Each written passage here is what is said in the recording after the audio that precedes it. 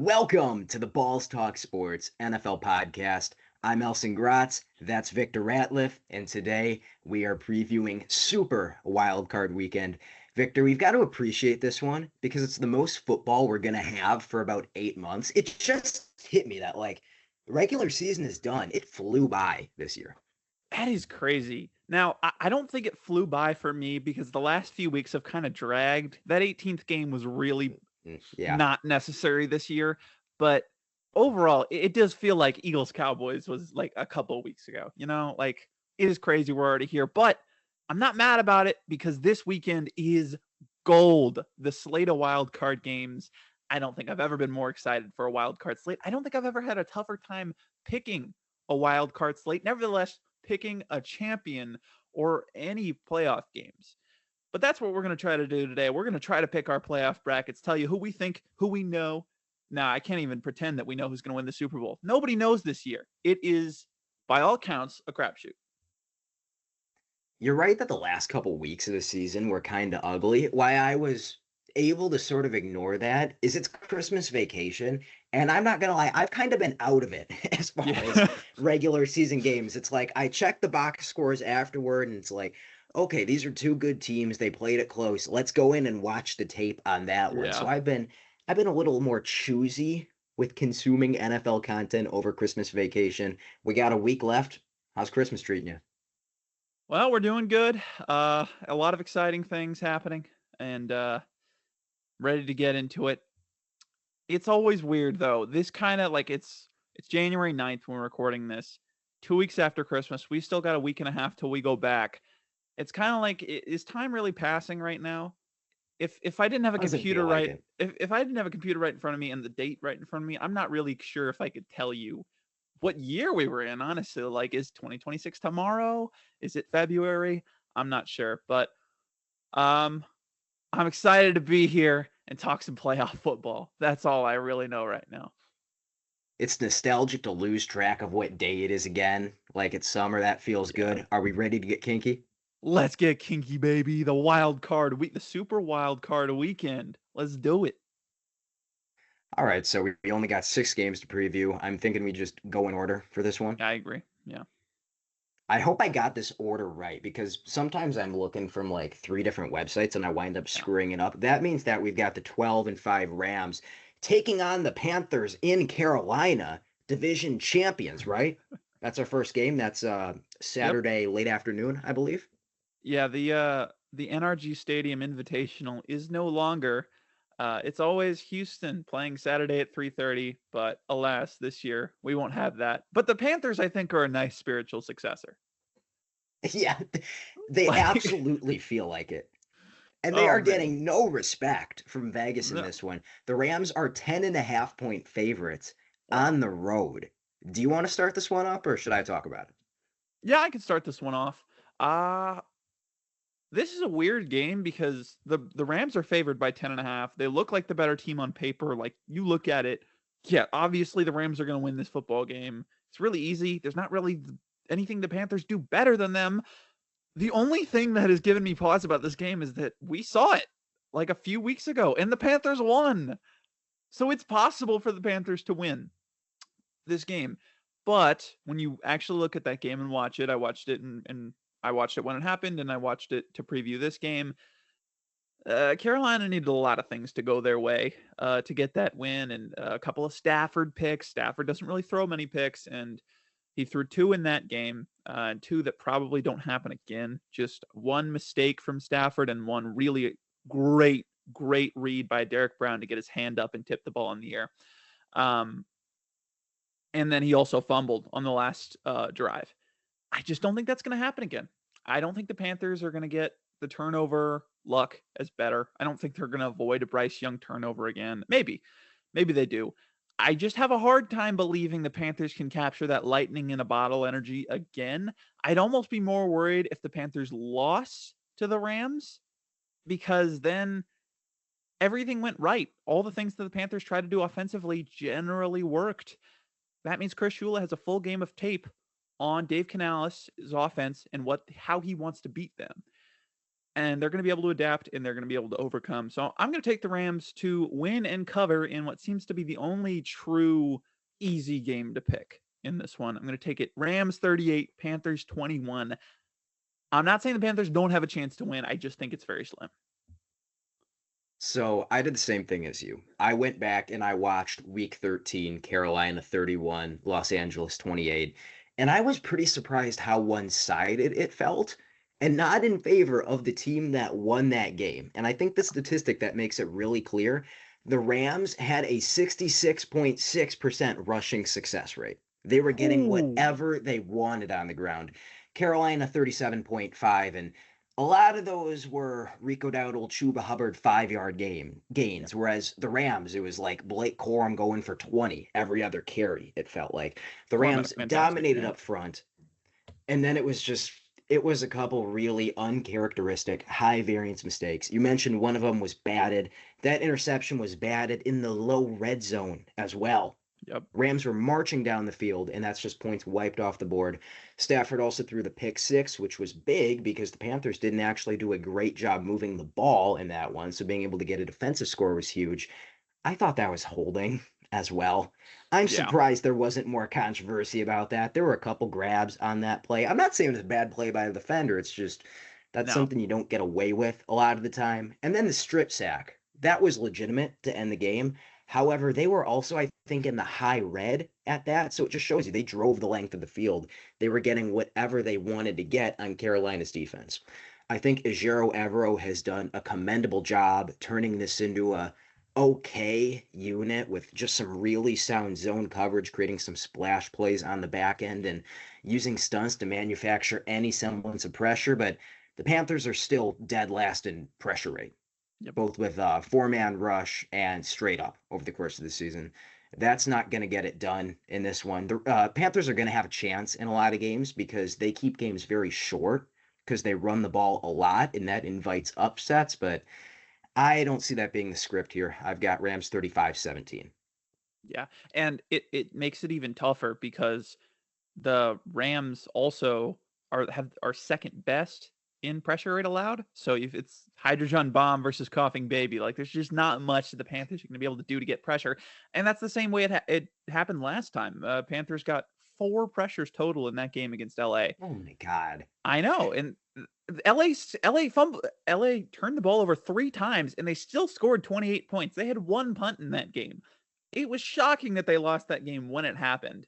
I think the Panthers used all their devil magic out. I do think if I want to point away, I want to give some hope for Panthers fans because I think there is. It's going to be an electric atmosphere in Charlotte. Like, I mean, these guys haven't been. There hasn't been a playoff game in Carolina since 2015. There hasn't been a playoff game that the Panthers have played in since 2015, since the Super Bowl. They're going to be out for blood. They want this. The Panthers fans are going to be out in full. That's a max capacity stadium, obviously. They are going to be yelling.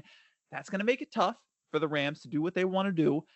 And the Panthers, when they can get their rushing game going, that is when they thrive. Like you said, keeping games close, making it a short game, it makes it a lot tougher to gain those big leads. If you can get Dowdle going, if you can get Hubbard going, get that two-headed monster going, the Rams are really, really.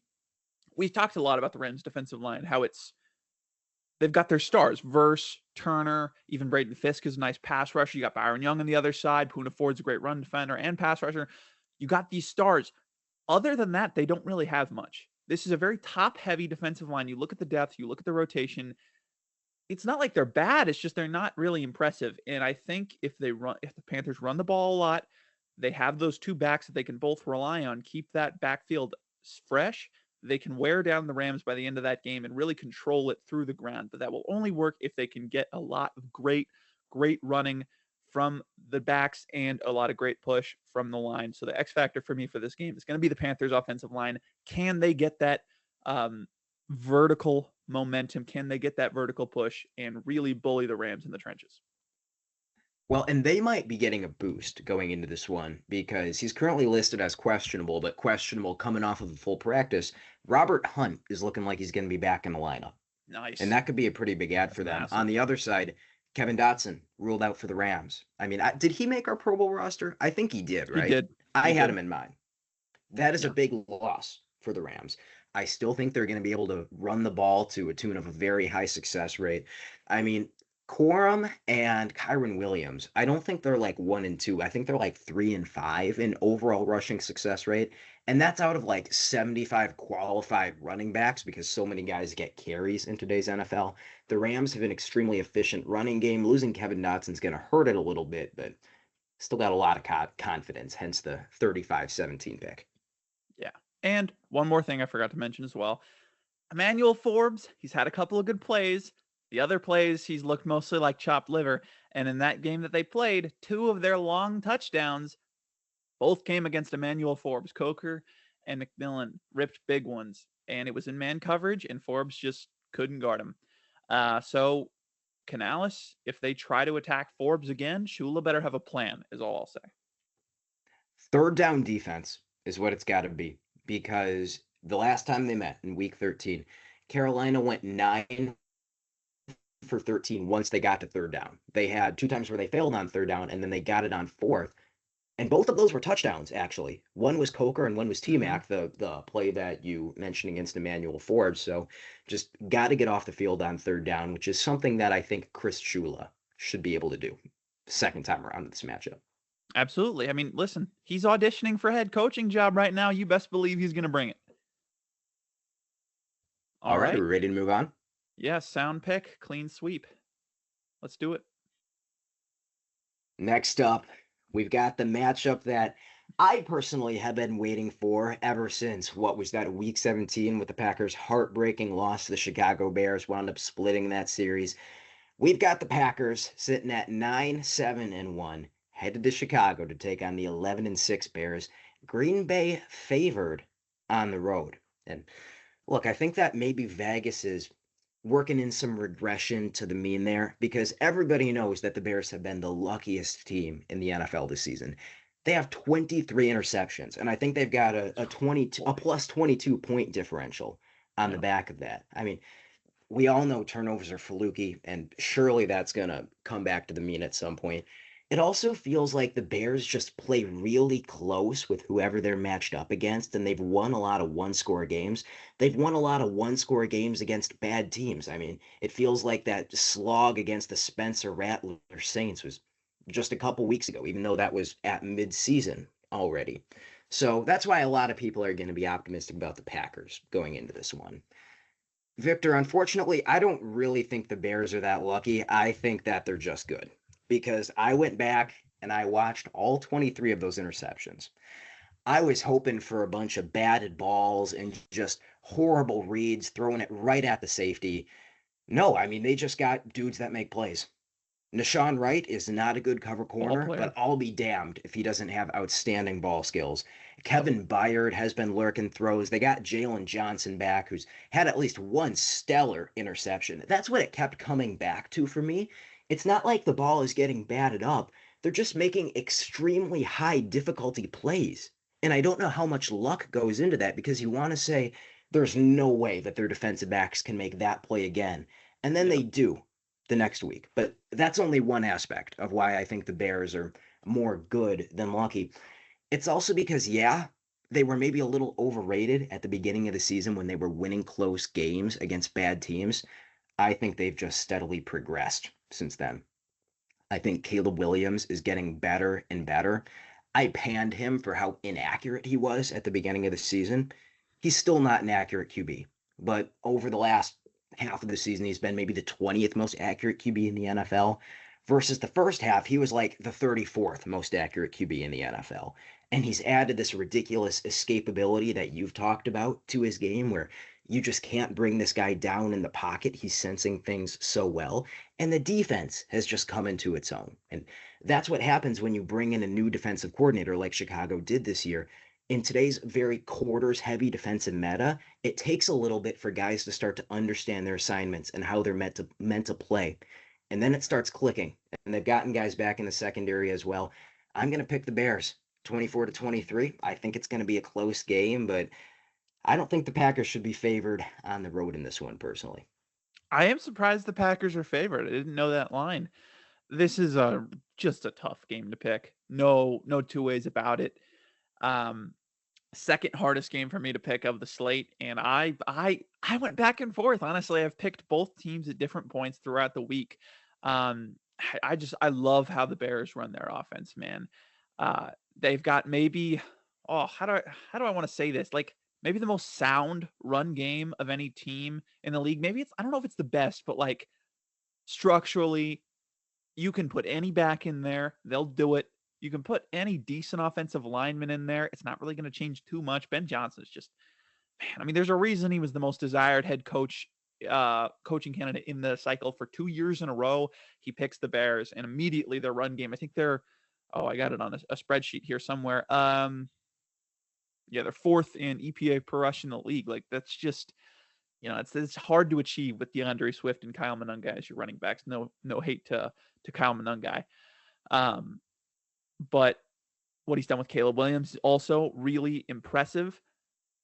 However, at some point in the playoffs, it does just become about, especially in games like this, where you think it's going to be close all the way, teams that know each other really well, and it just comes down to one or two plays that change your season. And I think that I trust Jordan Love to make those plays more than I do Caleb Williams. I don't think it's going to come down to whoever can run the football better, though it might. I think there's a really clear path to victory for the Bears. I think you run the football a lot. You keep Caleb Williams out of pressure because Hafley, I mean, he loves those sim pressures. You obviously know that. So Caleb doesn't have to think too hard. You run the ball, you bring the safeties down, you run play action, just do the Ben Johnson template that he's laid out for you, and it'll work. You put those young linebackers in jeopardy. Do I play the pass? Do I play the run? If they play the run, then it gives Caleb easier receiver to find. If they play the pass, it gives Caleb a lot more time to throw. So that hesitation is really what helps Ben Johnson's play action game work so well because the run game is so efficient. That's your path to victory if you're the Bears. But I think this game's going to be close. I think it's going to come down to who can make the play when it matters most. I think Jordan Love's a really good quarterback. It's going to come down to, does he make more big time throws than turnover worthy play throws? And I think in a game like this, a wild card game against your biggest rival, that is a lot of pressure to be under, pressure that this Bears team hasn't faced before, and pressure that the Packers have. Jordan Love has been here for the last 2 years, or he's been here before, and he's made those plays. He won that game in Dallas. He took them to the final play against San Francisco 2 years ago.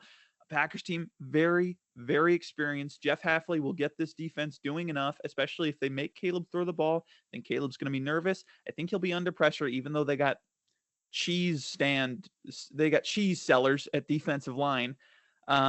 They will make Caleb nervous. I think Jordan Love's going to win him this game. I'm going to take the Packers 21-20. So you compared the quarterbacks and sided with Jordan Love, which I understand because I'm about as big of a Jordan Love fan as they come. I compared the run games, and that is why I sided with Chicago. You mentioned that they are fourth in EPA per rush. They're even better than that in yards per carry. They are third.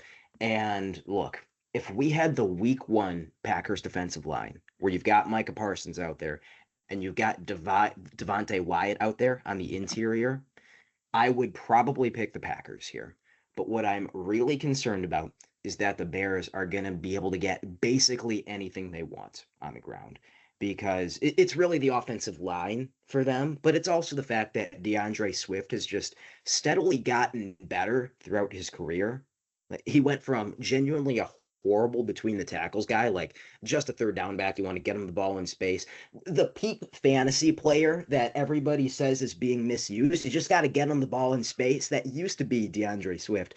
Now he's a guy you actually can run between the tackles on a lot of your shotgun, inside, outside zone stuff. He can be a real running back for you. I think he's running harder. And Kyle Monunga has come on in a big way. Kyle Monunga was bad at the start of the season. He just wasn't used to NFL game speed because Kyle Monunga is not an athletic running back. So he was bouncing off of guys and then he was running backwards because he was used to being able to break these angles that he could at Rutgers. And now in the NFL, he's just getting tackled in the backfield. He's figured it out.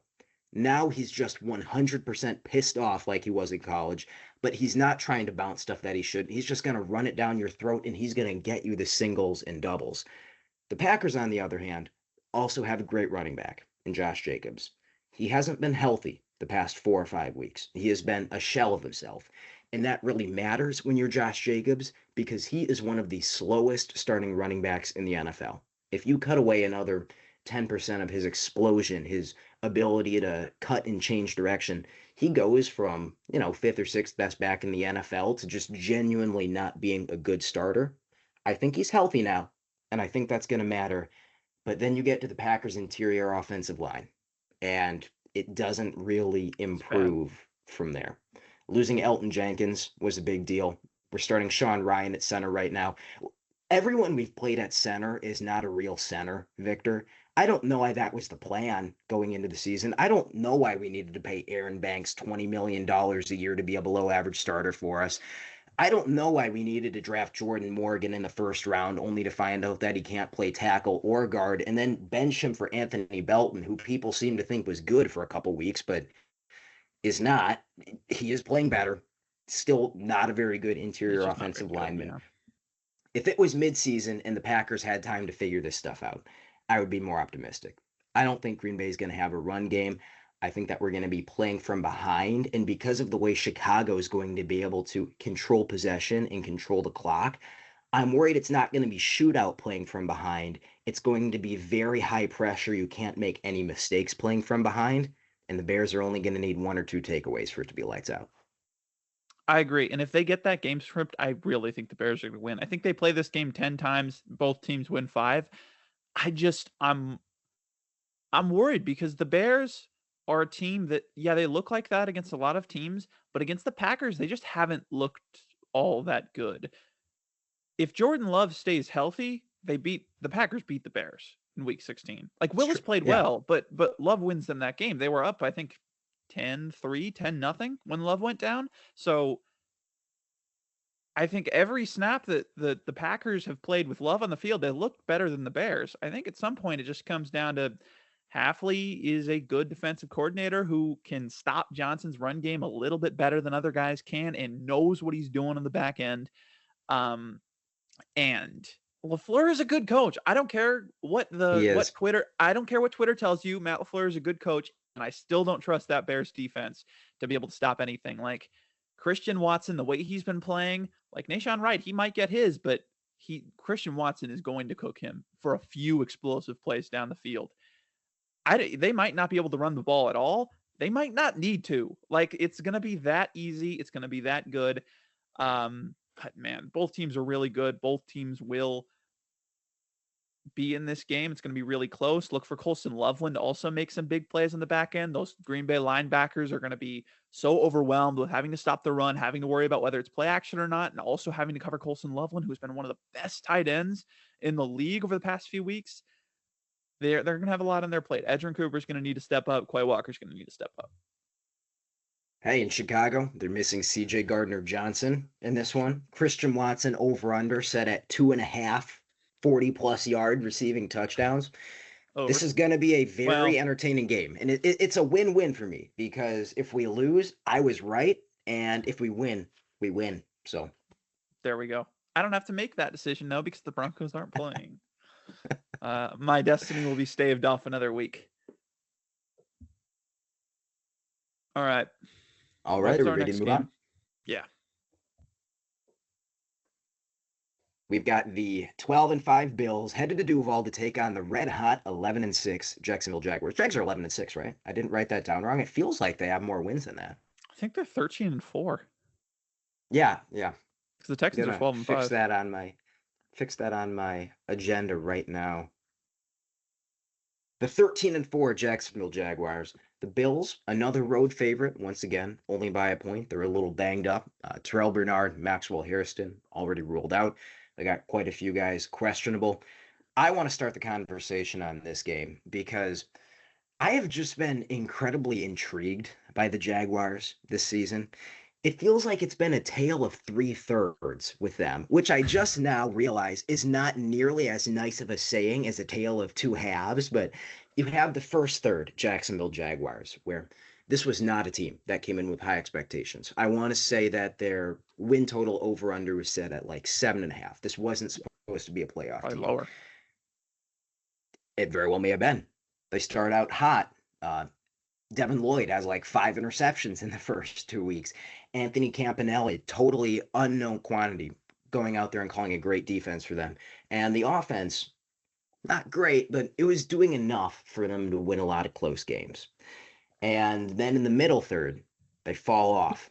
The defense is only playing okay. They run into some higher end competition.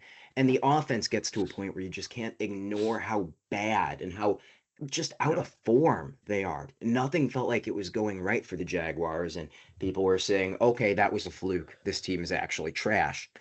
And then just a switch flips. And in the final third of the season, which is the one that matters most, building momentum going into the playoffs, they figured something out. And I think that that really has started with the acquisition of Jacoby Myers because he has helped their passing attack truly just come alive. It's like he's filled in the gaps that they were previously missing. You've got Parker Washington out there making tough plays in the middle of the field. They're getting the ball to Brenton Strange, and he's making guys miss with the spin move. They're not throwing the ball to Brian Thomas Jr. anymore, Victor. I hate to do this again, but he's been their explosive play guy down the final third. I'll say that, and that's a win for them. He's found a role that, at least for this season, he can be a pretty productive player.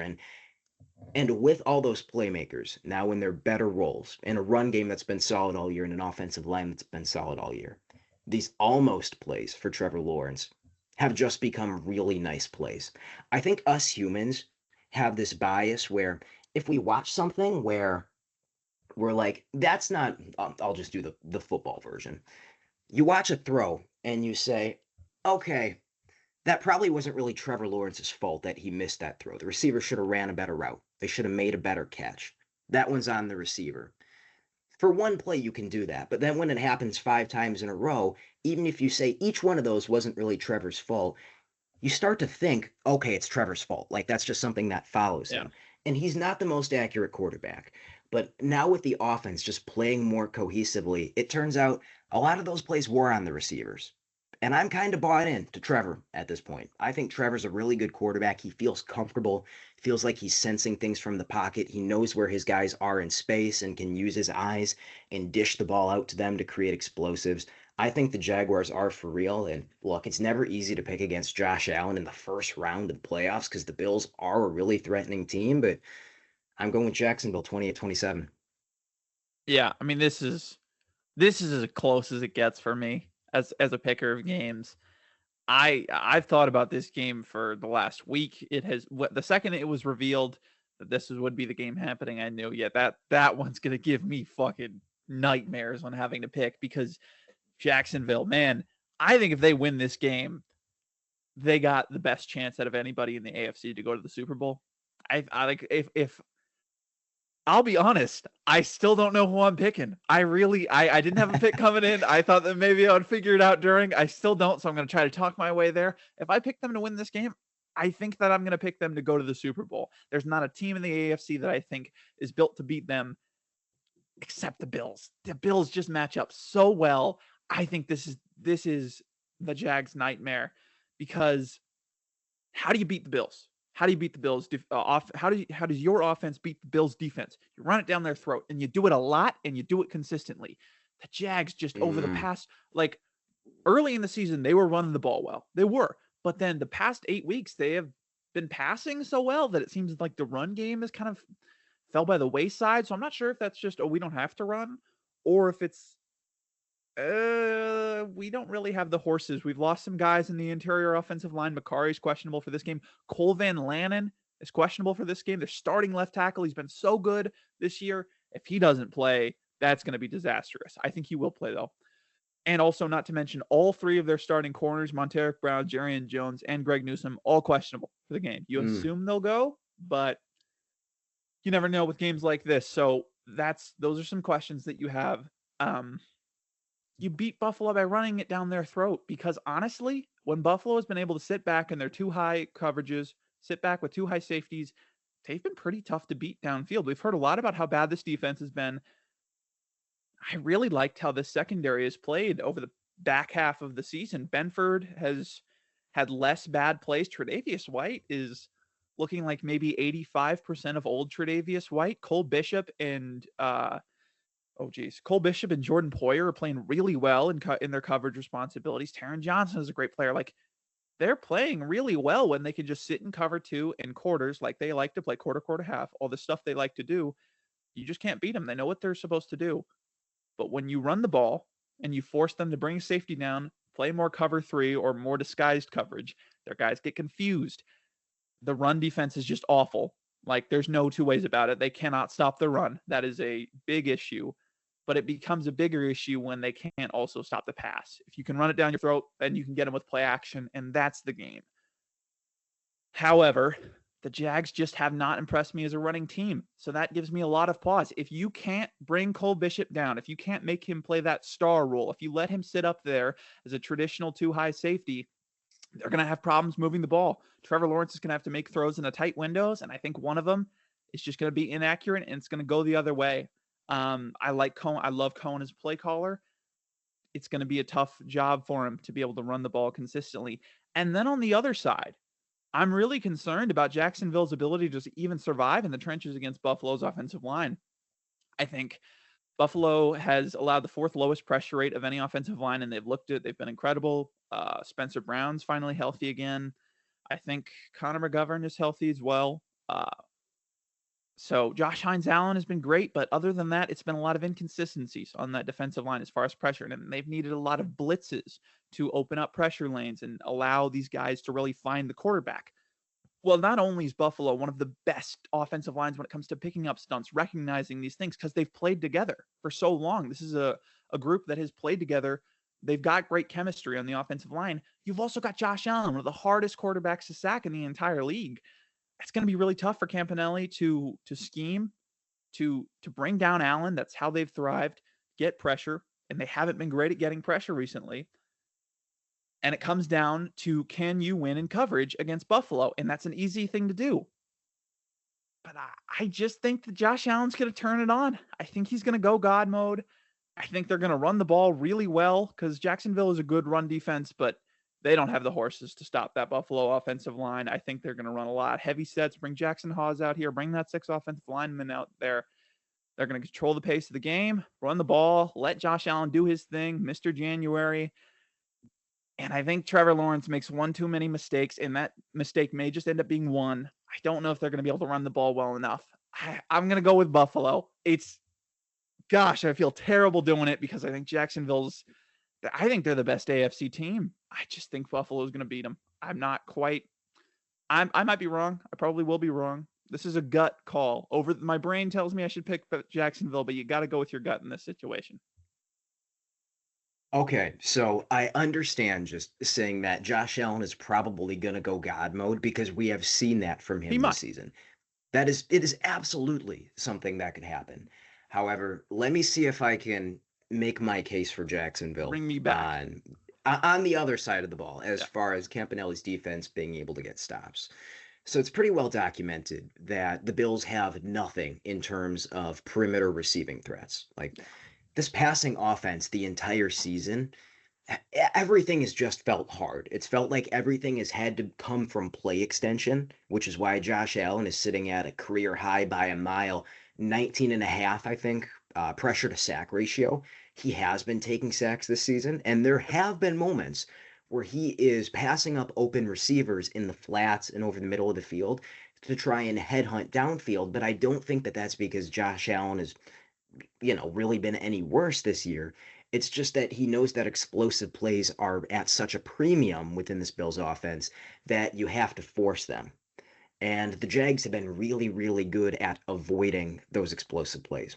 So if you say, okay, the Bills are going to run the ball, because I'll be real, I just don't think the Bills' passing offense is all that threatening. I think it has to be Josh Allen just hitting 3 or 4 absolutely uncoverable deep balls, and that's not something I feel comfortable betting on.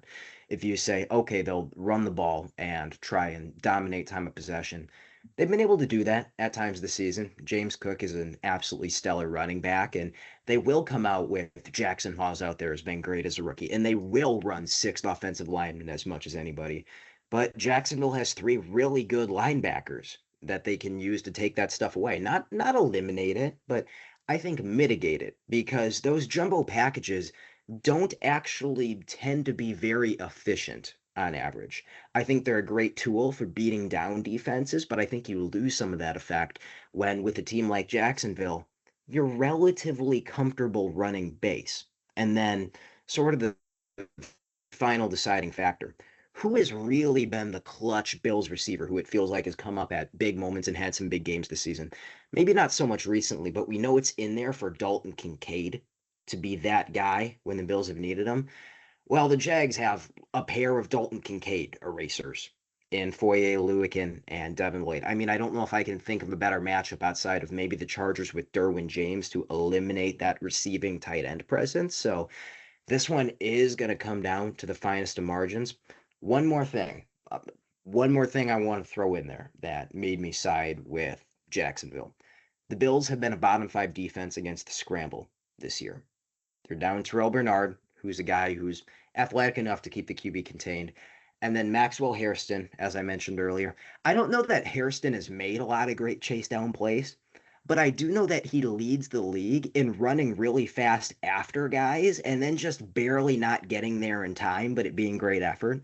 So those are two of your better scramble containers that you're losing. And Trevor Lawrence has been great in the pocket over the back half of the season, extending plays and using his legs to move the chains. So those were a couple of peripheral factors that I liked. All right, we're going to consider this. Because I will be also, I'll be honest, another part of the Jacksonville discussion that does concern me is, yeah, they're on like an 8-game win streak or something. The only really difficult game they've had is against the Broncos. Like, other than that, who have they beat? Let's pull it up real quick.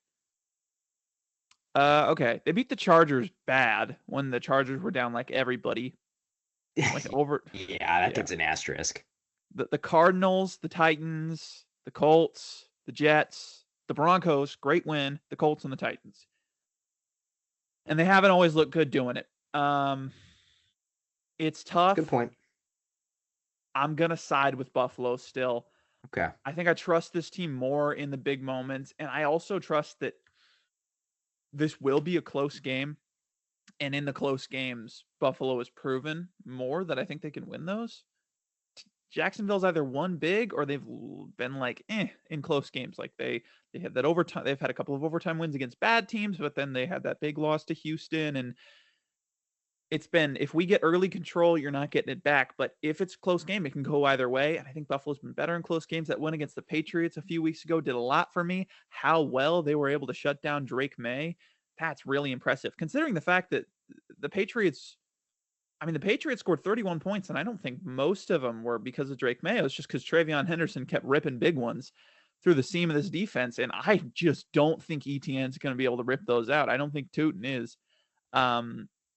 So I just got to go with the Bills. I think that they are a little bit more. They're not more trustworthy, but they're more trustworthy in the big moments, which with games like this, where you know it's going to come down to the big moments, they become a more trustworthy playoff team. And maybe that's like, oh, well, is the playoff game really that different than a regular season game? Yes, it is. It is that different. We see it every year, how players just play differently. And a team like the Bills, who has all of that experience and who knows this might be their only shot. No Mahomes, no Lamar Jackson, no Joe Burrow. This is our chance to go get it. I'm going to side with them. And let's be real, it is more fun when we disagree on some of Yeah. these, so I'm not going to complain. We also don't want to curse it. Like, what if the Bills win and then we both pick Jacksonville? Like, we doubted Josh Allen in the first round of the playoffs. We can't have that happen. I'm gonna take one for the team.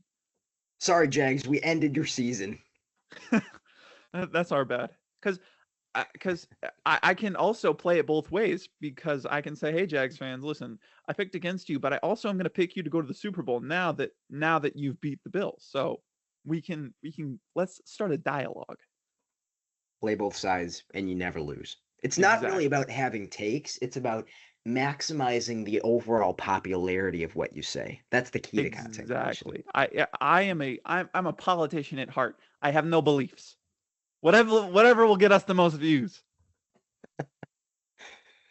Okay, are we ready for the back half of our slate? Let's do it.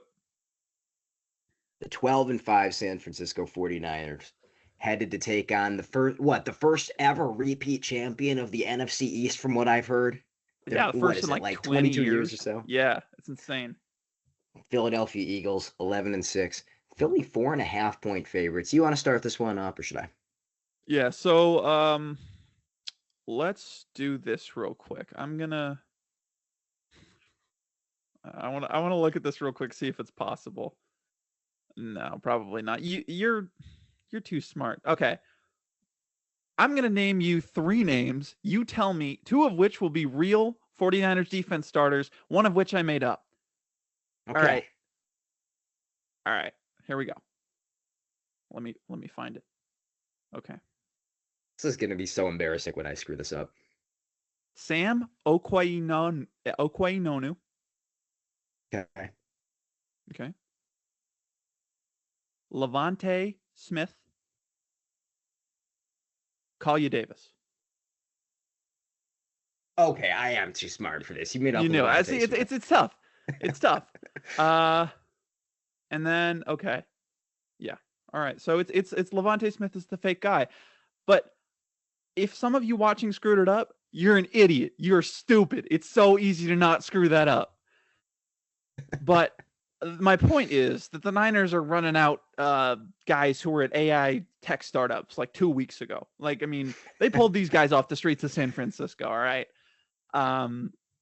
It's really bad. The Niners have had the worst injury luck of any team that is remotely decent. Up like the only team that's had worse luck is the Cardinals, and we know how their season's gone. It's just kind of gotten to a breaking point recently where, especially against Seattle, they just can't do anything. Like, doesn't look like a functioning team. But man, sometimes it does look like a team when their guys are going. When Purdy is locked in, when he's making those big time throws, when he's escaping the pocket and getting that off schedule stuff going, when McCaffrey is making big time plays out of the backfield, George Kittle when he's doing it in both phases, the running game and the passing game. When you've got Trent Williams and Colton McKivitz pitching perfect games at tackle, when your big players step up, this Niners team wins games. So it is a very different team than the Eagles, who are overflowing with talent, but just missing a crucial factor. They're just missing something. The guys don't step up in the big moments, and the coaching doesn't get better ever. Like, the coaching is just bad all the time. Kevin Patullo is just not a good offensive coordinator. And I've been on this train even after they won the Super Bowl. I said Nick Sirianni wasn't a good head coach. He's just conservative. That's his entire game plan is just to hope that we can win in the last moment because we're more talented than you. And I hate to say it, but yeah, that's probably how this game is going to go. This game is going to come down to like the last play, and Jake Elliott's going to kick a field goal and Philly's going to win at 2017. It sucks. I think they'll lose at some point in this playoff because of that approach, because they have not been able to maximize that talent. These guys are kind of running around with their heads cut off because they're a bad coach team and they don't make the gutsy calls. They let the other team have chances to win the games. Just doubt that San Francisco is going to be able to take a hold of that. When you look at everything that they've lost, they just aren't able to rush the passer. Bryce Huff, Sam Okwainonu, Jordan Elliott, Kalia Davis. Those are the 4 guys listed as their starter and 4-man front. The corners have been off and on throughout the year. Even Lenore's been beat. The linebacker is down to like number 5 on the depth chart. It's just too hard for them to really stop a team consistently. How San Francisco is going to have to win this game is that they are going to have to make this a medium to high scoring game, a somewhat of a shootout. Because if they do, they're not going to rely on the defense to get the stop. They're going to be relying on the offense to get the score. And if the offense is scoring a lot of points, then that means that Brock Purdy is playing really well. CMC's playing well. Kittle's playing well. The line is playing well. And if they get their guys going, I trust that offense a lot more than I trust Philly's offense. I don't trust Philly's offense at all to make those plays. I do trust Philly's defense, though. And that's why I'm going to go with them ultimately, because they are well coached on the defensive side of the ball. Vic Fangio, one of the modern defensive geniuses. They've got a whole bunch of talent. You've got Zach Bond there to try and cover George Kittle. And if that doesn't work, you could throw Nakobe Dean on him if he's playing, right? Yeah, I believe so. Yeah. I don't believe he's on the report. Yeah, and there's no receivers that can even Kenyon Mitchell and Cooper DeJean are going to do a great job, and they're going to be able to defend the run well. And San Francisco's already an inefficient running team. Oh, an extremely well-coached team. And you know Robert Saleh is going to out-scheme Kevin Patullo on the other side. That is what gives me hope, that Kevin Patullo is so bad and Robert Saleh is so good that Saleh is able to put together one of the most masterful coordinator games of all time and give San Francisco a chance in this game. And that's all the offense needs, is a chance to take control. I think the best unit on the field is going to be the Philly defense, and I think that's what wins the Eagles this game. Okay, so you are picking Philly. Yeah. Damn, I was hoping that we would wind up agreeing on or disagreeing on 2/3 of these games Yeah. because that would be really, Still really fun. possible. Unfortunately, I did also pick the Eagles, and I'm gonna plant a little bit of a flag here. Every year, it feels like there's a team headed into the playoffs that is the "you are what your record says you are" team. And then they lose by 2 scores in the first round because you are not necessarily what your record says they are. And I think that that team is San Francisco this year. Don't get me wrong. I think that this is a team that's going to throttle a lot of bad teams. We saw them do that throughout the regular season because you have fantastic coaching and you have a quarterback that when he has guys with a lot of separation or when he has open receivers that are schemed up is going to continually get what's there. And I think that's really all the 49ers can do. I mean, if you look back at their schedule over the back half of the season, we'll start it up with their loss to the Jags in week 4. Lose to the Jags by 5. Then they go out and beat the Rams in that Thursday night game. That, I think, is just about their best tape on the season of them Yeah, going I out and agree. beating a good team because there was not a lot of random bullshit in that game. If I remember correctly, they did just wind up outplaying the early season Rams. Yeah, I think they Then got a they goal lose line to fumble, the but that was about it. They got a goal line fumble, but that was about it. Yes, you're right about that. Next week, they lose to the earlier season Buccaneers before the Buccaneers were just beat to shit and terrible. Go out and beat the Falcons. Then they lose to the Texans, and they in large part get shut down. And I assume that, or I understand that a lot of this is with Mac Jones, Yeah. but there's a reason that most quarterbacks that play for Kyle Shanahan wind up looking really good because your role in the offense winds up being not all that dissimilar. So I think that there's still ability to extrapolate forward. They beat a bad Giants team, then they lose to the Rams by like 3 scores, 42-26. Beat the Cardinals, beat the Panthers, beat the Browns, beat the Titans, beat the Colts in a shootout. Then they beat the Bears in a shootout, and that's the other good team that they have beat. However, that was a certified last team to touch the ball is going to win game. Yeah. And they got the ball last. And then they get just suffocated by the Seahawks. Not a lot of quality wins there, is what I'm getting at. I have serious concerns about this Niners team's ability to play against talented rosters with good coaching. Eagles offense, really poorly coached unit. Although they are playing better, Saquon Barkley is playing better. He's ripping off more consistent explosive. The blocking schemes are not as hideous as they were early in the season. But this Philly defense is outstanding. And I think you're going to get a mistake or two out of Brock Purdy just trying to fit the ball in over the middle of the field with anticipation, and it gets intercepted by Zach Bond or Jahad Campbell or trying to go to your trust target in George Kittle and Cooper DeJean is there because the Eagles have been an absolute dead zone targeting the slot. We know that San Fran doesn't really have perimeter pass catchers. They're kind of just trying to force the ball to Juwan Johnson. And you talked about Quinyon Mitchell. I think this could be an ugly offensive performance for the 49ers because, yeah, they're going to create fireworks against bad defenses. This is not a bad defense. I just think that Philly has to do enough. I think they have to establish some semblance of a run game. I think you need a couple nice plays at the catch point out of A.J. Brown, who's playing better, and that's what it's going to take. I've got Eagles 28-23. I agree. And I think you hit it on the nail on the head there. The Eagles just have to do enough. And honestly, that's what they've excelled at this season. It sucks to pick them because of that, but that's the job right now. This is where Nick Sirianni's conservative play style will probably win them the game. A better coach would win them this game by 20 points, but they'll win this game by 4 or something like that. So Eagles move on. Niners, nothing to hang your head about, though. You did so. This season was incredible. And I'm not saying that they don't have a chance to win. I absolutely do. Like, there is a scenario where the stars come out and they make this a high scoring game. Salah's defense forces a couple of turnovers from a bad Jalen Hurts mistake, or Barkley fumbles the football, or there's some mistake from the Eagles and the Niners just win a 27-25 sort of game.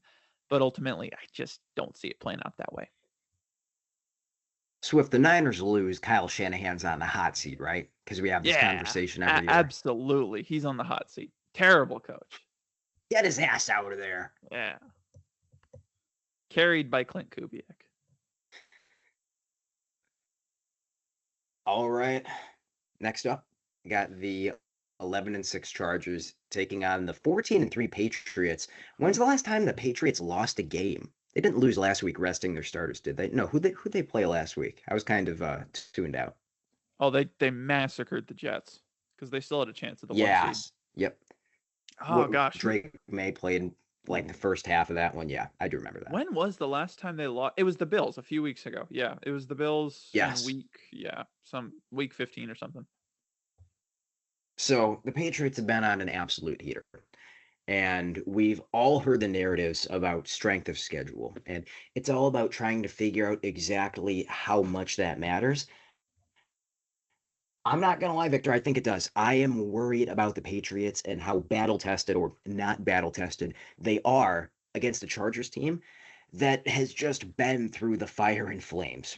The Yeah, Chargers have faced a lot of adversity this season. I mean, just massacres in the trenches on both sides of the ball. It is really, really tough to adjust when you have injuries along the offensive line because when your offensive line struggles, everything else comes down with it. And it's really hard to adjust when you have injuries along the defensive line because NFL cornerbacks can keep a guy covered for what, 3 seconds if they're really good. You need to get yeah. pressure consistently. They just ran out of guys to do that. And the Chargers have still found ways to be really effective. Beyond that, I just think that this is a bad matchup for the Patriots. Jesse Minter's defense specializes in keeping the lid on offenses, just not letting them sustain a high volume passing attack, running a ton of quarters, running a ton of disguised cover three and quarter half, and instilling those principles in his guys. I mean, last year we talked about all the breakouts that the Chargers had on the defensive side of the ball. I remember talking about that in the Pro Bowl episode. And it's been similar this year with Dante Jackson, for instance. That's just the Jesse Minter effect. Jesse Minter gets the absolute best out of his guys. The Patriots want to win vertical. I don't know how consistently they're going to be able to do that. I picked Chargers 30-28. Oh, you had the balls to do it, and I respect it. And you know what? Another thing that you didn't touch on, but the reason that I was this close to picking the Chargers was because Drake May's worst games this season. I mean, really, his worst game was probably, well, the Raiders game, but that was the first week of the season. We're not really going to count that. Yeah. If you remember all the way back in like week 10 or something against the Falcons, I think that was his worst game. I've watched a lot of Drake May because it's fun to watch Drake May. That game, he really struggled against a really talented secondary. Chargers have that. Dante Jackson, Derwin James is going to be a menace in this game.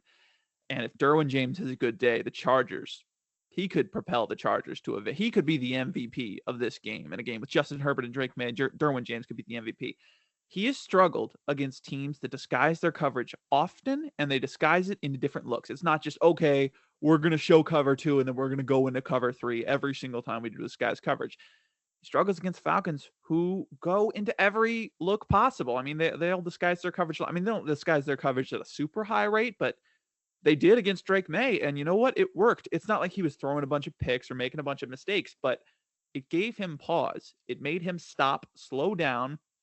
It took an extra beat for him to make the decision, and that beat was enough for the pass rush to get home. That was enough to make him uncomfortable. He was rolling out of the pocket in that game more than I've seen him roll out of the pocket in any other time this season. You know, he was nervous. He was off center. He was making mistakes. He was inaccurate, and he still played a good game because he's a great quarterback. But that disguised coverage, where he didn't know exactly what he was looking at off rip every single play, really, really hurt him. And I think Minter's going to follow that game plan, and he's going to keep his guys going. The Patriots' offensive line, I don't believe they have Will Campbell for the rest of the season, right? Oh, is he done? I wasn't aware of I'm not that. sure. I'm not 100% sure. I know he was injured, but he may be back. Let me check. I'm not great about keeping up with the season enders. I just know he was injured. No, he's back. He's back. So they'll have Campbell, which is great. But Tuli Tuipulotu, we talked about him in the Pro Bowl episode. He's not just like a empty sack getter. He's a real ball player. He can go out there and make big time plays. You've got Tier Tart and Jamari Caldwell, who have been fantastic on the interior in both run defense and pass rushing. This is a defense that is top 10 in EPA per play. Or no, they're top 10 in EPA per play, and they are second in EPA per rush allowed. Okay. They don't really allow much on the ground. They have been really good about that. And if Drake May has to drop back consistently because they can't get anything on the ground, and Drake May has to throw against coverages he doesn't really see all that well, he's going to throw a pick. He's going to make mistakes. He's going to give enough for the Chargers' offensive faults to maybe be hidden a little bit more, because they don't have to move mountains to beat Drake May. They don't have to put 40 points up to beat him. However, I am going to pick the Chargers. All that being said, I am going to pick the Chargers. I'm going to pick them 27-26 for the sake of us disagreeing, because Wait. You're going to pick the Patriots then? No, I'm picking the Patriots. Sorry, I'm going to pick the Patriots. I'm picking the Patriots. I got you. Yeah, I'm picking the Patriots 27-26. Just because I cannot see this Chargers team winning with that offensive line. I just can't do it. The way that this Patriots team has played defensively this year has been unbelievable. They have been incredibly sound for a team that was such a disaster last year. They have been sound. They've known their assignments. There's not really many mistakes. And it seems like a lot of LA's biggest plays have come from just, all right, well, coverage bust or Justin Herbert went God mode. And since there's not going to be many coverage busts in this game, a defense boasting Christian Gonzalez, Carlton Davis, also the offensive line, who the fuck is going to guard Milton Williams? Who the fuck is going to be able to stop Caleb on Chason in a speed rush? Like Herbert's going to be under pressure all game. So what is the path to victory for the Chargers offense? I'll tell you what it is. It's Justin Herbert. And honestly, I think that there are maybe, like right now, you could ask two quarterbacks to come in and play a game with that offense and beat the Patriots tomorrow. And I think Justin Herbert's one of them. I just don't know how in the world he's going to win this game. I'm not going to pick him to do it, but I think that he will make this game close. And honestly, if they do win, it's because Justin Herbert put together a career performance. And I'm kind of hoping it does happen. I know I'm a Broncos fan, but I got a soft spot for the Chargers. And Herbert's got this playoff reputation. If he goes out there together and puts together a win against the number 2, 14-3 Patriots with him and a high school offensive line, then that's going to silence the haters. Give me the Patriots, but very close, because Justin Herbert's that guy. So I started this conversation talking about the trenches. I want to end it reiterating some stuff on the trenches. I remember when Los Angeles just couldn't get a lick of pressure to save their lives. It felt like it was just Tuli Tuipulotu on studs. That has not been their story since they traded for Odafe Owe and since they got Khalil Mack back from IR. When those three guys are on the field at the same time, which is pretty common since that's their most common third down package, where I think they stand up Tuli a lot of the time out of that look. Jesse Minter cooks up some really nice stuff. They're getting pressure over half the time. I believe they're at 51.5% with those three guys on the field. So if they have some ability to stop the Patriots' early down run game and pin their ears back in third down, that could be trouble. What I want to get across is this is not a unit that is hurting for pressure generation anymore. And then on the offensive line, yes, it's a disaster. And yes, I forgot that Milton Williams was back. Keeping up with these guys on IR is really difficult. Tough. But at least you're not starting Bobby Hart and Austin Deculus. At least you're starting Trey Pipkins for the time being. Is that the coldest comfort of all time? That you've got Trey Pipkins on the right side and Jamari Salyer on the left? Jeez. Yes. But when it was Austin Deculus at midseason, it was like borderline you can't win a game. I also don't think the Patriots are that takeover sort of defensive line. They are 15th in pressure percentage. They are 22nd in time to pressure, which is a metric that I like just as much as pressure percentage, if not more. And they're garnering that pressure against bad teams. The last thing I want to close it out on. This is how weak the Patriots' schedule is.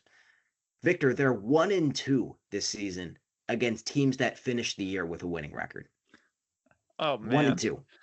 And that's rough. two of those teams are the Bills. Yeah, that's rough.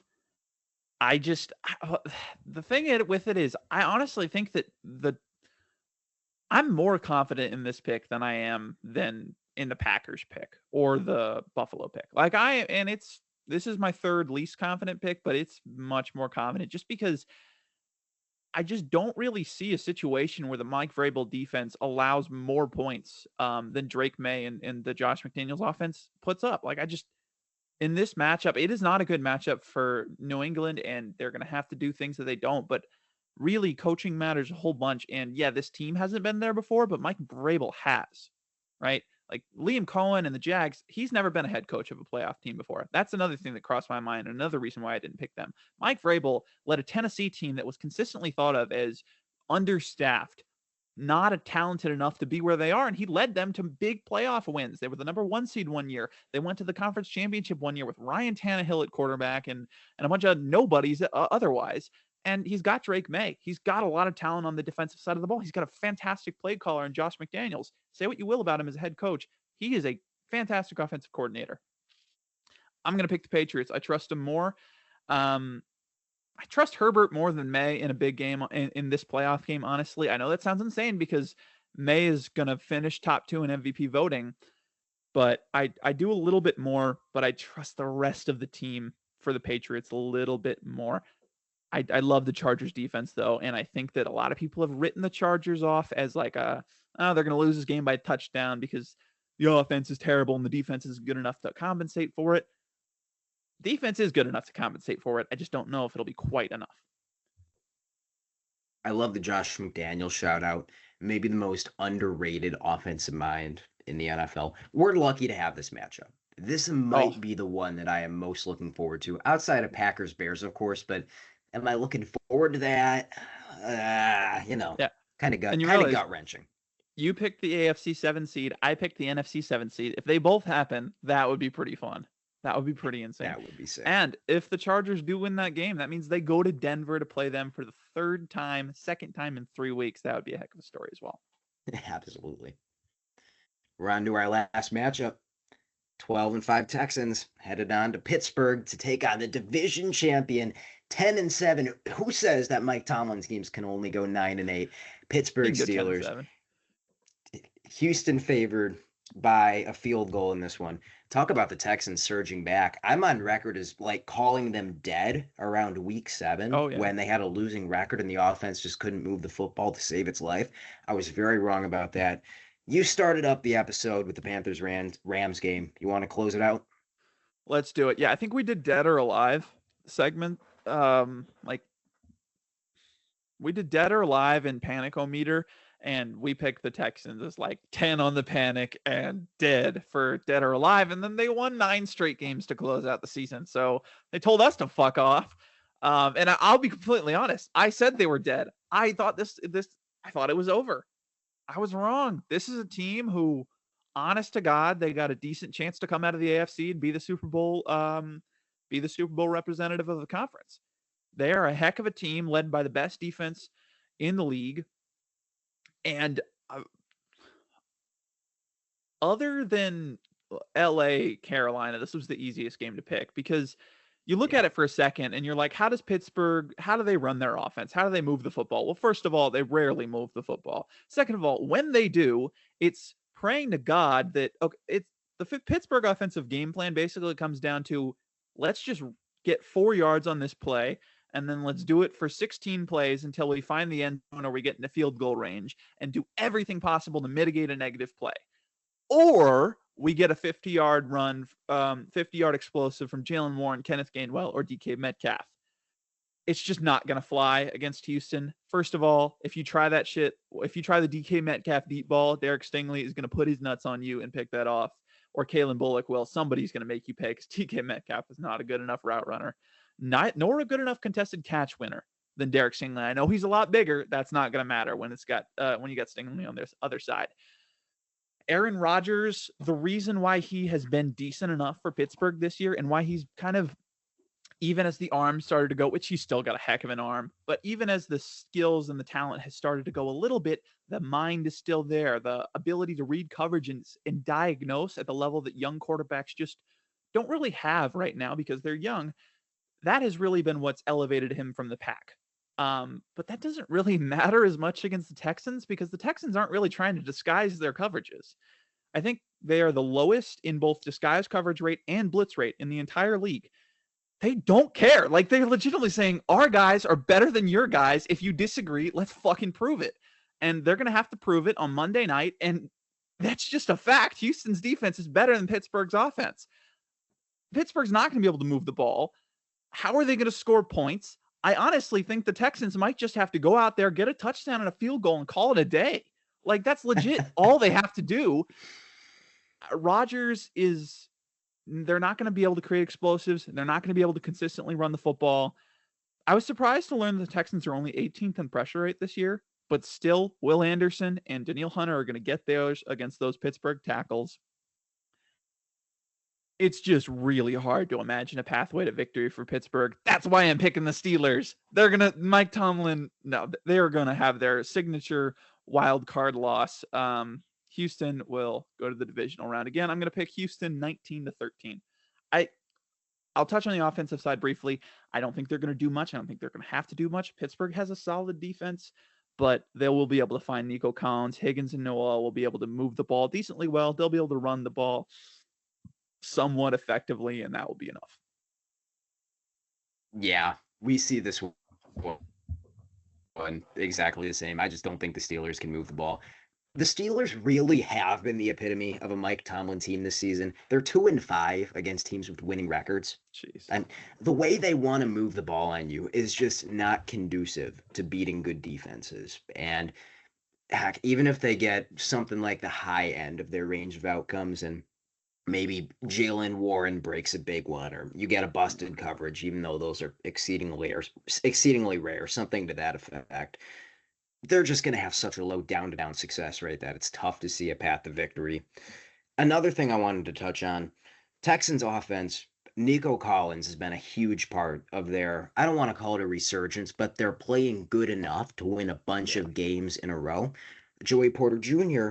is a good foil for a Nico Collins type wide receiver because Joey Porter is physical and will not get bullied at the route stone, which is a lot of how Nico Collins wins. Joey Porter Jr. plays through the hands and racks up a lot of PBUs. However, JPJ is a true field corner. He is not a shadow corner. Nico Collins, you move him to the boundary, which I think is something the Texans can identify, and you're going to get matchups away from Joey Porter Jr., which, that's going to be more winnable. So, yeah, their offense could get bogged down. I do think that this is going to be a low-scoring game, but I've got Texans 20-10 because I think it's going to be tough sledding for Aaron Rodgers and company. I think that this is the end of Aaron Rodgers. And Victor, you know what? This has been a good end to his career. It's been a wild past 5 or 6 months. It's been a wild start to 2026. It feels like every day we get closer and closer to hell. But Victor, at least the end of Aaron Rodgers' career has been a really nice run. It's been fun. You've loved to see the trash talk. I don't know. I'm not mad seeing him in black and yellow. It just feels like a fitting end. If this is the end, it is a winnable game. Maybe Aaron Rodgers goes on a run, but it's going to be all fun in this Texans-Steelers game, at least for the outside observers. Texans are a fun team to root for. The Aaron Rodgers Steelers are a fun team to root for. It's on Monday night. Everybody wins. Yeah, Rodgers turns back the clock. And Stroud makes a bunch of out of the pocket, unexpected, massive plays, and we get a 40-39 instant classic to close it out. Like week one. I'm hoping for it. Yep, exactly. It's going to happen. Comes full circle. All right, so those are the 6 games of the wild card slate. Now we're gonna somewhat quickly, run through our individual bracket predictions because now we don't have the same bracket because we just told you our picks. We did not prepare this, so forgive us if it's slightly weird in some aspects, but we stumble over our words, I have a tendency to do that. We're going to go out there. We're going to pick the rest of our brackets. We're going to give you a winner from each of us. I wouldn't be surprised if we have the same winner, honestly, because there's one team everybody seems to be picking, and we'll see. We'll see. All right. How do we want to do this? We want to go round by round, I guess. So right now I'm on something called the ESPN.com NFL playoff machine, and I Oh, can't figure out what the hell I'm supposed to do somehow. I can I'm tell not you good your with matchups. technology, but I don't know what I'm looking at. I can tell you your matchups if you'd like.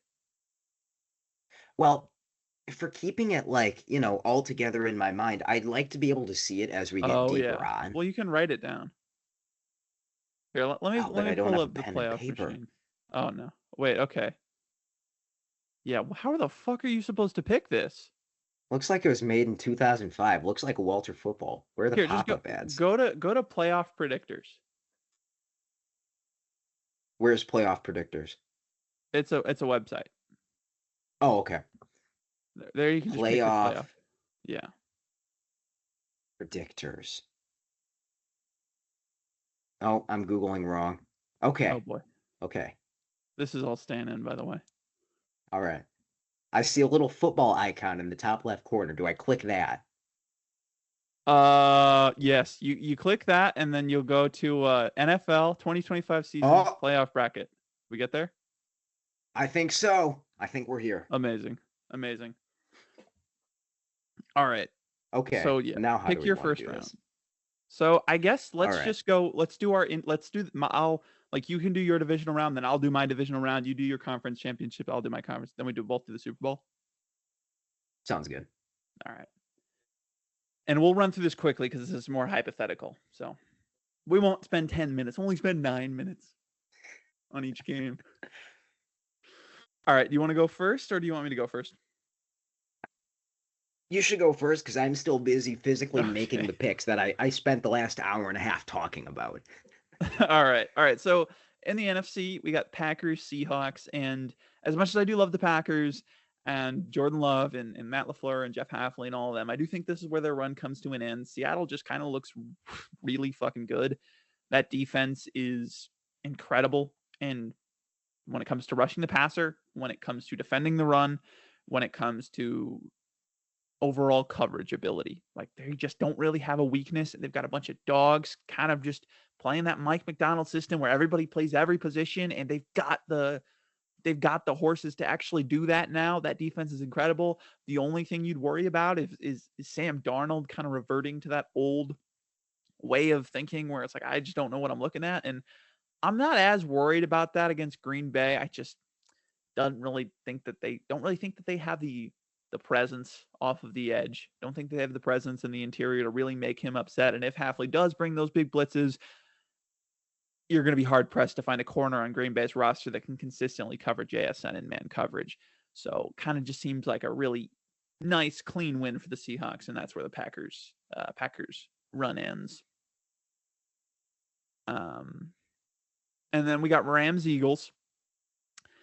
This is a tough game because the Eagles are obviously a very talented team. We just talked about their defense and how good that is. And you look at the offense, it's still the same team that won the Super Bowl for the most part. Like they have a lot of great players, just hasn't run as efficiently. And we talked about how the way to beat the Rams is also to run the football. If they can do that, the Eagles have a really good chance. If they can get Barkley rolling, then they have a really good shot at going there. I just think that the Rams offense is going to pose so many problems for the Eagles defense that they will give the Eagles more problems offensively because they're just able to score more points than the Eagles defense is used to allowing, right? So when the Eagles have the pressure put on them, that offense has the pressure to put on them. Maybe they're playing from behind where they have to win this game with through the air, they're just going to struggle. And you looked at it in the first game that they played, Rams Eagles a while ago. Eagles won that game, but Rams were up a bunch at the beginning, and the Eagles needed a whole bunch to get back in. And given they targeted the Rams' weakness really well, they went AJ Brown against Emmanuel Forbes. They got that one-on-one, and they just killed it for the entire half. But they needed 2 block field goals to win that game. You're not getting 2 block field goals again. I'm going to take the Rams to move on, and we're going to get Rams Seahawks rematch in the conference championship. That's fun. All right. Do you want to do your NFC divisional and then, or I'll just do the AFC divisionals? So you want to do the AFC divisionals next? Or do you want to do your NFC divisionals Yeah, or sure. no? I can do my NFC ones. So I have the 5 seed Rams taking on the 1 seed Seahawks, and Hey, we've pretty seen this game pretty recently. Absolutely badass game. Was that a Thursday night? yeah, Thursday night 38-37, I think. I believe so. We had two-point conversion hijinks aplenty in that game. And it wasn't just that. The Seahawks also had to storm back late. I think that they got a Rashid Shaheed punt return touchdown, a couple big offensive mistakes for the Rams, but Puka Nakua still getting his in that one. I think that the Rams bring it back, and I think that they beat the Seahawks. The Seahawks are a really, really dangerous team because we know what their offense can do, and their defense is just a Mike McDonald defense with elite talent. I mean, they are an elite defense, but I also think that we've seen the absolute worst of the Rams recently, and they've still been a very good football team. Matthew Stafford has been missing some throws that not only has he not missed throughout the season, but he hasn't missed throughout his career. They're getting some guys back from injury. I'm not saying this is a huge thing, but you're getting Tyler Higbee back from IR, so that tight end room gets even deeper, which is a nice luxury because of how much heavy personnel they like to run. This is a really high octane matchup. It is anybody's game. It has instant classic potential, but I think that the Rams win the rematch.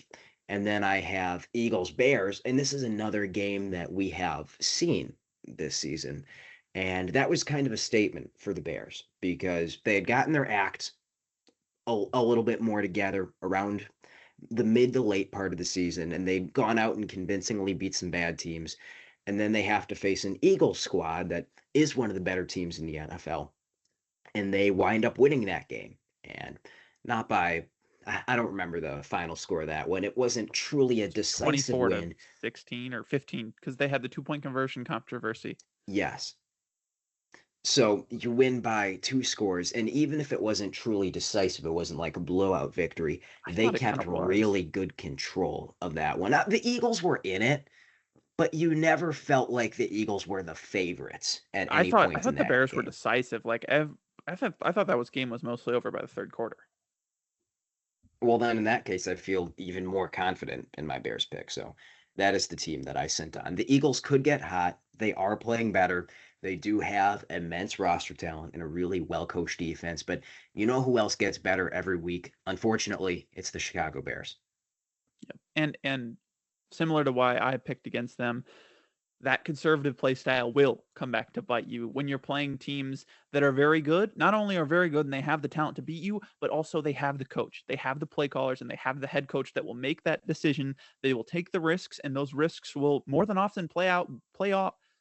They will more than often play well for you when you have Caleb Williams and when you have Matt Stafford. So those game Eagles losing the divisional round for both of us. You've got Bears Rams, and I've got Seahawks Rams as my NFC Conference Championship.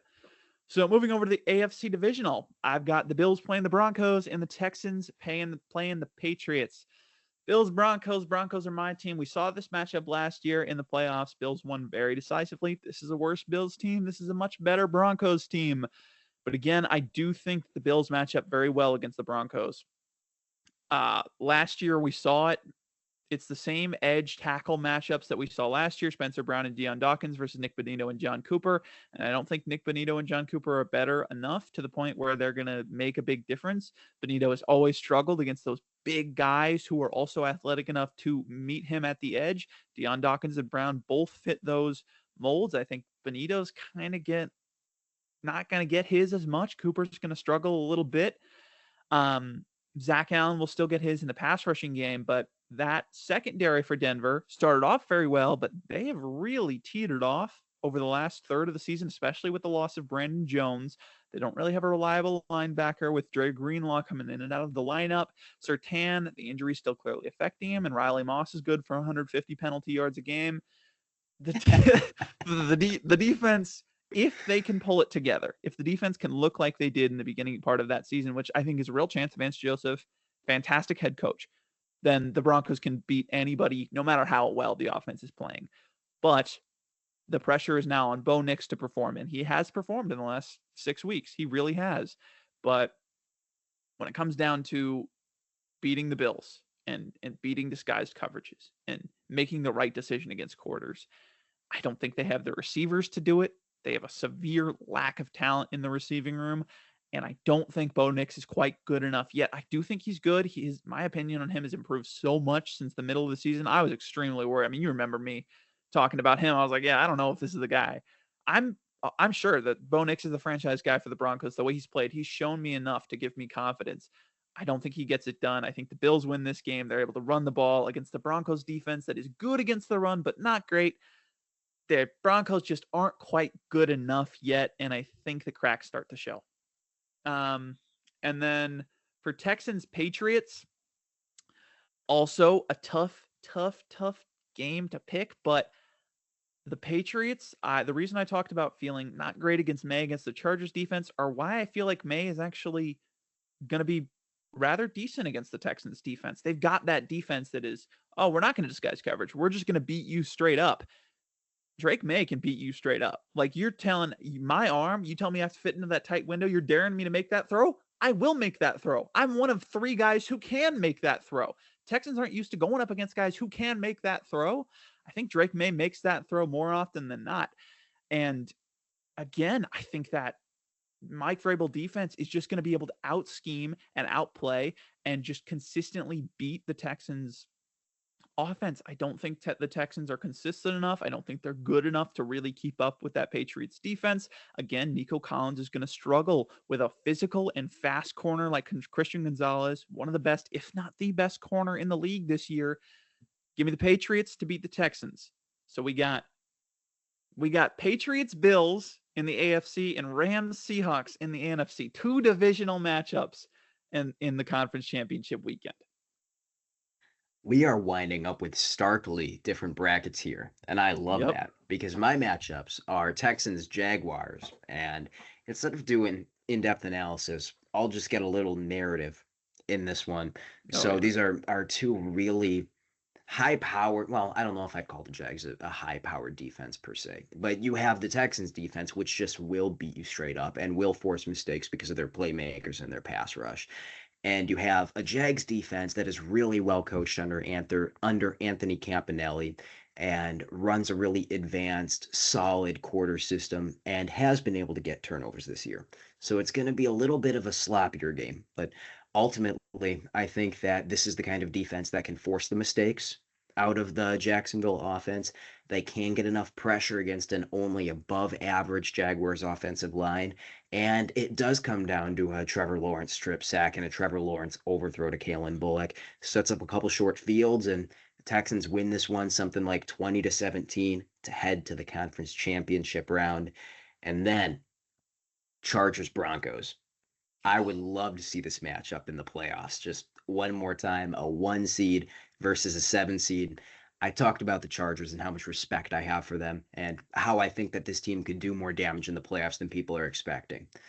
That being said, they have one defining weakness, which is that against really good pass rushes, they are going to be behind the 8 ball the entire time. And we know that they can win this game, but I did side with the Broncos because I think that Denver just gets a little too much pressure, and your Denver Broncos are one of the last 4 teams standing. Let's go, man. Either I'm right or I'm very, very happy. This is a good situation to be in. All right, we got conference championship weekend. I got Rams Seahawks. You just talked about this game. I'm not going to go too in depth with you because I agree with you. I think we've seen this game twice. I think the Rams have been the better team in both games, and I think they've gotten better since that game, even though they haven't always looked it. This team is really good. And again, in the big moment, I just trust Matthew Stafford to make the play more. I think Mike McDonald's a heck of a ball coach. I think the Seahawks are a heck of a team. They had as good a chance as anybody to come out of the NFC, but I'm going to pick the Rams in this one. And then, we'll let you do your NFC Conference Championship. Okay, so I have Rams Bears, and I'm going to go with the Rams because fuck the Bears. Fair enough. I think that's fair. All right. I got Pats Bills. Again, another game we've seen twice. Another game that was split. And honestly, I don't know what to do with this game. I don't want to take too much time up because this isn't a situation where Both of these teams, one team looked like the best team in both games. Both teams looked relatively similar. They looked both up to the task, but Drake May will have 2 playoff wins under his belt by now. They're going to be feeling themselves. They're going to be hot.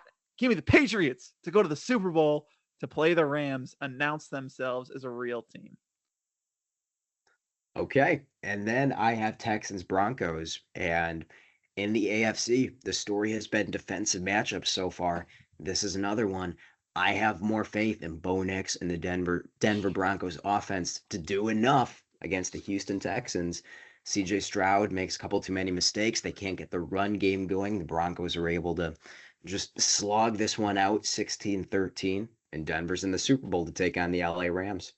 Super Bowl 60, just like it was in Super Bowl 50. Back in Santa Clara again. The stakes are so high.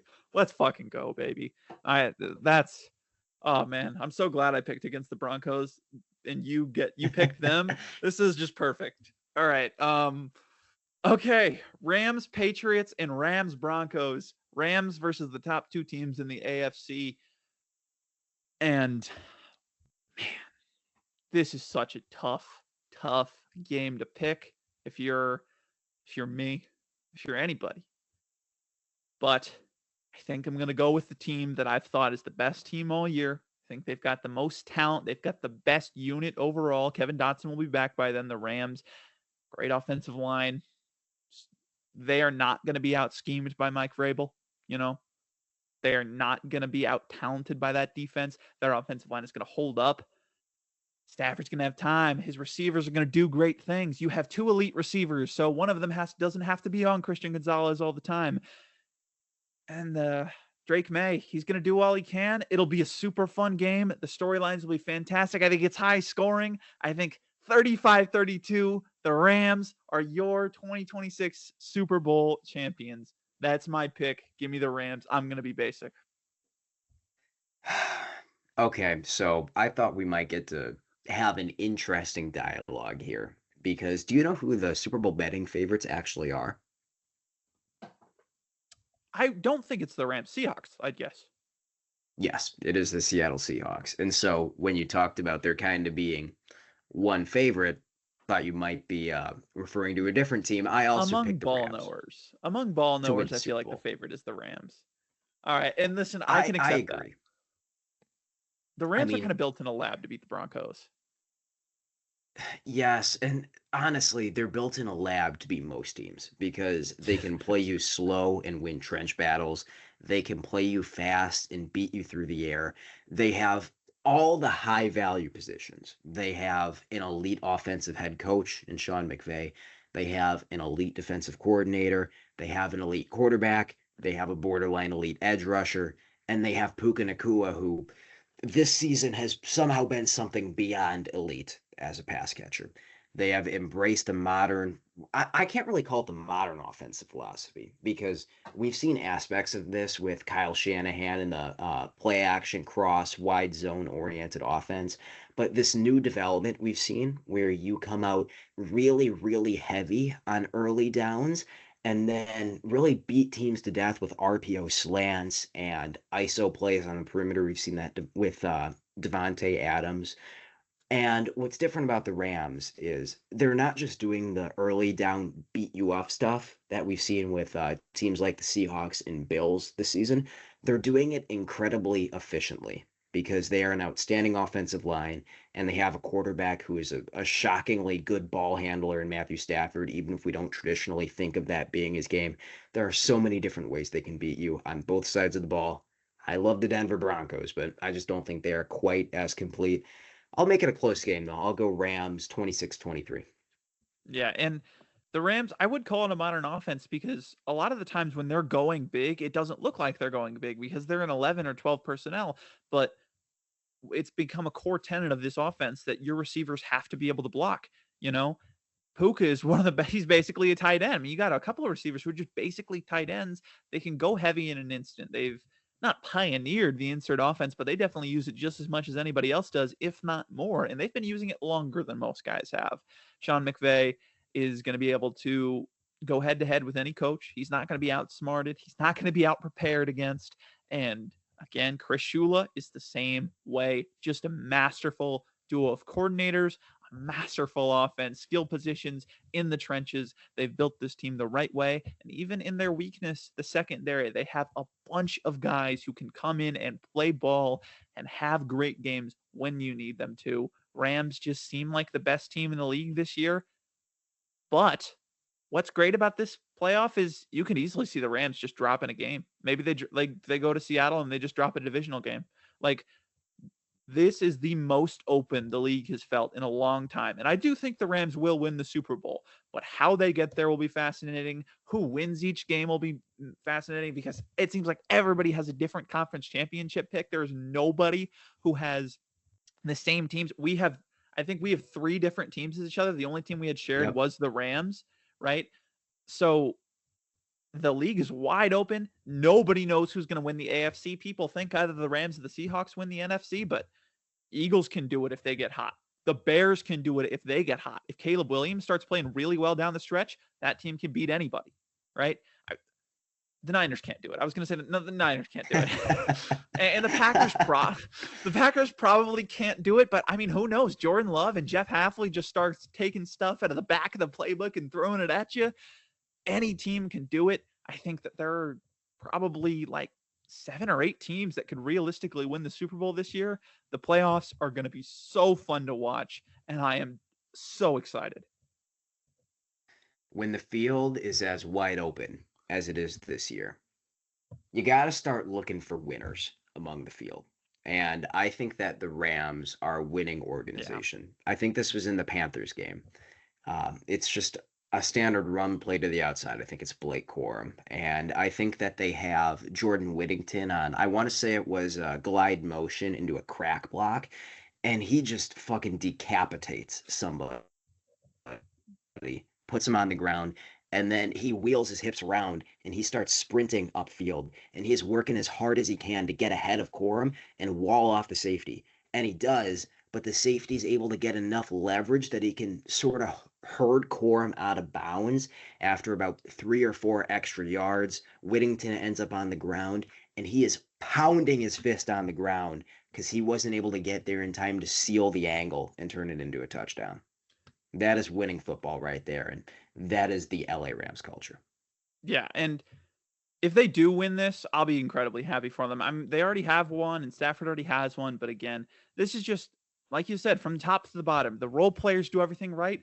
The personnel staff does everything right. The strength department does everything right. I mean, credit to Les Snead for building, honestly, one of the best offensive rosters you will ever see defensively, and credit to Chris Shula for bringing a team that everybody had concerns about, like a group that the defense is going to keep the Rams from the Super Bowl. The defense is going to keep them from the division. They're going to go 10-7 because the offense is great, but the defense isn't going to be able to do it.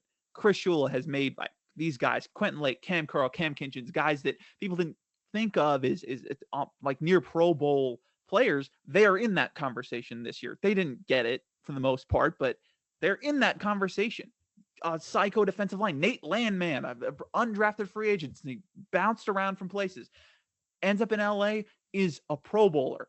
I mean, this has been an incredible team from start to finish, and I think it's a pretty easy Super Bowl pick when you look at it analytically. Credit to this team if they do win it because they deserve it, but you got to be careful. You can't anoint yourself too soon. Also, speaking of dominant teams, we're recording this January 9th, so the college football playoff is Indiana-Oregon is currently going on. Ooh, what we got?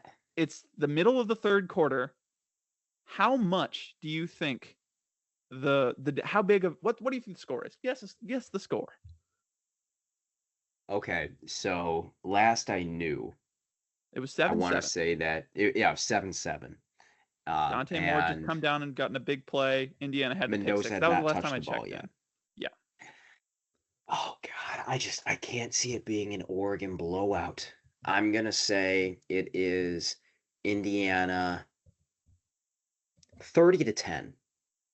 42-15. Indiana. Yeah. That Man, wow.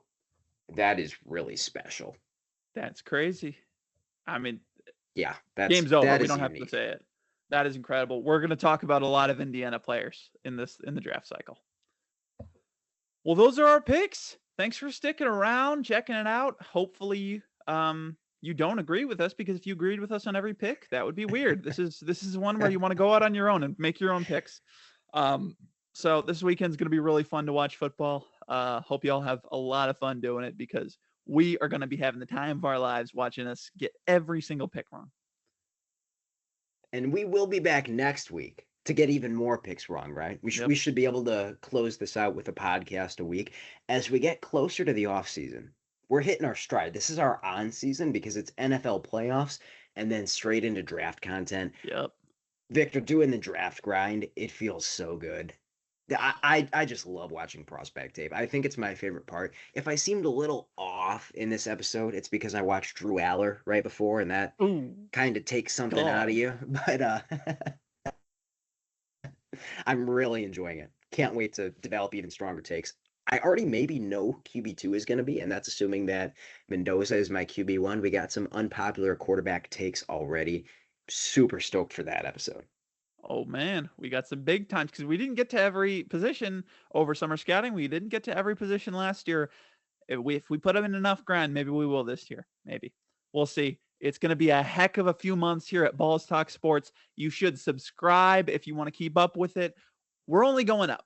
Are we perfect right now? No, but we're just going to keep getting better. And if you want to kill 75% of a workday, go watch our previous episode, the Balls Talk Sports Pro Bowl Spectacular.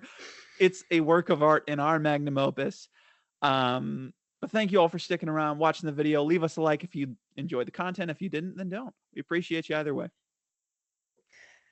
Ladies and gentlemen, like picking the 2025 NFL playoffs, as always, stay hard.